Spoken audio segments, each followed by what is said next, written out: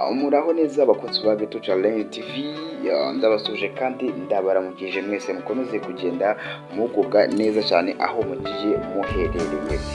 Rero kuri uyu munsi wa none ndigarukiye ngo tugende tuganira byinshi bigiye bitandukanye ku bijyanye n'inzozi cyangwa se ku bijyanye no gusobanura inzozi. Rero uyu munsi turaza kuba twaganira ku nzozi abantu benshi bakunda kunsaba ko nabasobanurira, ariko uyu munsi nicyo cyanzanye kugira ngo mbasobanurire kurota urya watermelon.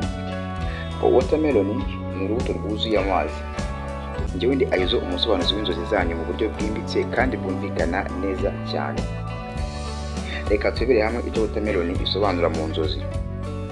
Watermelon ni urubuto rugira amazi menshi cyane, kandi rukunze kugaragara mu gihe cy'ubushyuhe. Mu nzozi bisobanura ibyishimo n'amahoro yo mu mutima, ubuze ibyifuzo byo kwiyumva neza, kuryoherwa n'ubuzima, ikindi urukundo cyangwa se ubuzima bwiza. Iyo birose bishatse kuvuga yuko hari ikintu cyiza kigiye kuba cyakugeraho cyangwa se ikintu kigiye kukugeraho. Bishobora kandi kuba urukundo, amafaranga cyangwa se amahirwe mashya agiye kuza mu buzima bwawe. Aho hantu nizere ko turi kugenda tuhumva neza. Nshishikariza buri wese kuba yakanda subscribe kugira ngo dukomeze kugenda kwiyongera umunsi ku wundi. Ari nako mubwira ngo ntacyo bigutwaye kabisa ino video wumva wayishimiye, wayikunze, washaringa ku bandi cyangwa se ukabasha kuba wagenda uyisangiza abandi bagiye batandukanye, haba muri groupe ubamo cyangwa se no kuri stat yawe ya WhatsApp. Biba ari byiza cyane kandi biradufasha. Ubundi ugakanda like kugira ngo bigaragare ko video yacu wayikunze cyane, ko biriya nabyo bigenda bidufasha. Ikindi waba ufite inzozi ugirota cyangwa se warose ukumva zisa nkaho ziguteye ubwoba, ukifuza kumenya igisobanuro cyazo, biba byiza cyane iyo unyandikiye muri comment, nawe tukagufasha tukabasha kuba twavuga cyangwa twasobanura inzozi zawe warose. Reka dukomeze hano no ku gice cya kabiri. Kugira ubuto mu nzozi ubundi bishatse kuba byavuga iki? Kugira ubuto mu nzozi bivuga ko hari ikintu wakiriye cyangwa se ugiye kwakira. Ni ikimenyetso cyo kwakira amahirwe, kugira amahoro nyuma y'ibihe bikomeye cyane cyangwa se nyuma y'ibihe bitari byoroshye wanyuzemo, kugira umunezero w'imbere ndetse no gutuza. Iyo urya watermelon ni nk'aho inzozi zawe ziba zikubwira ngo komera, ibihe byiza biri imbere cyangwa se bigiye kuba byakugeraho. Urumva rero bakunzi bacu kurota urya watermelon ni zimwe mu nzozi nziza cyane rwose. Ni inzozi nziza cyane uba ukwiriye kwitondera kandi ukazumva utuje kandi umeze neza cyane. Reka dukomeze hano ku gice cya gatatu, uruhare rw'urukundo ndetse n'ibyishimo. Hari abantu barota watermelon igihe bari mu rukundo cyangwa se bashakisha ibyishimo. Izi nzozi ziba zishobora kuba zakwereka yuko uri gukenera urukundo rw'ukuri. Hari umuntu ushobora kuguha ibyishimo ukwiye kwitaho. Ikindi nanone ushobora kuba wifuza kugaruka ku buzima busanzwe butuje, wumva wimereye neza cyane, nta kibazo ushaka kuba wagenda witeza. Nongera kugenda nibutsa abakunzi cyangwa se abantu bacu badukurikiye yuko uyu munsi turimo tuvuga cyangwa turimo dusobanura inzozi zo kurota urya watermelon.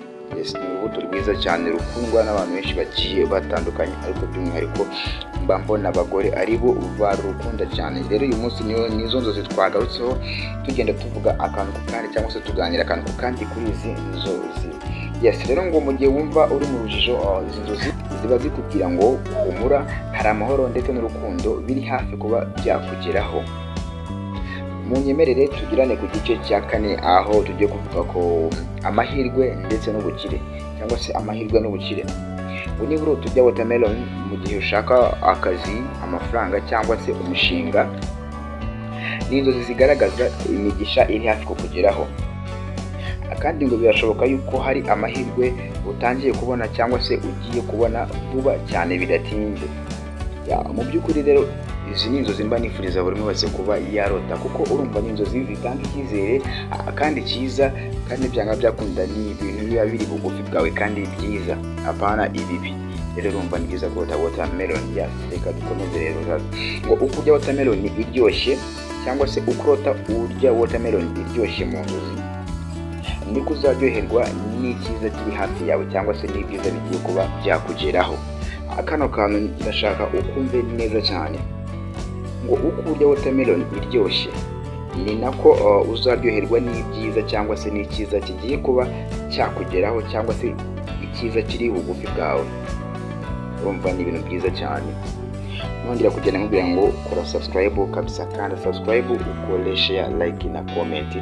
Nimba ugira inzozi ukumva wifuje kumenya igisobanuro cyazo, ni byiza ko wanyandikira nkabigufashamo cyane. Reka tugende hano mu gace k'inama cyangwa se muri ka gace tuba twarahariye kugira inama buri umwe wese ubudukurikiye cyangwa se n'undi ugenda urota inzozi nk'izi ngizi. Wibuke ko inzozi ari ubutumwa. Iyo usanzwe wigeze kurota urya watermelon cyangwa se warose uri kurya watermelon, jya utega amatwi icyo ubuzima bwawe bukubwira. Banza witekerezeho, ese hari ibyiza biri kuza ariko ukaba utabyitayeho? Humura kandi ukomere ku nzozi nk'izi ngizi, ni ikimenyetso cy'uko ibihe byiza bigiye kuba byakugeraho.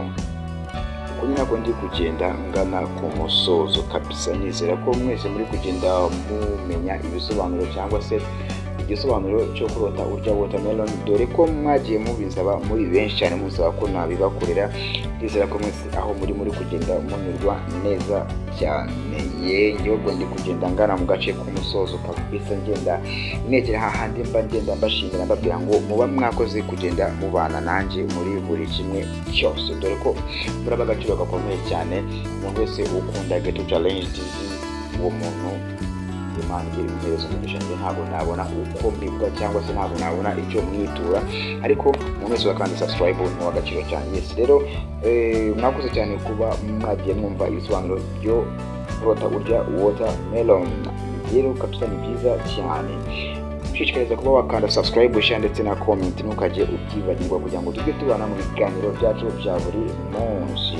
Rero nimba ugira inzozi ukumva wifuje kumenya igisobanuro cyazo, ni byiza ko wandikira muri comment cyangwa se nimero yanjye nayo, dore ko ibirimo ubundi nkahita mbigufashamo cyane. Njyewe ndi Aizo, umusobanuzi w'inzozi zanyu mu buryo bwimbitse kandi bwumvikana neza cyane.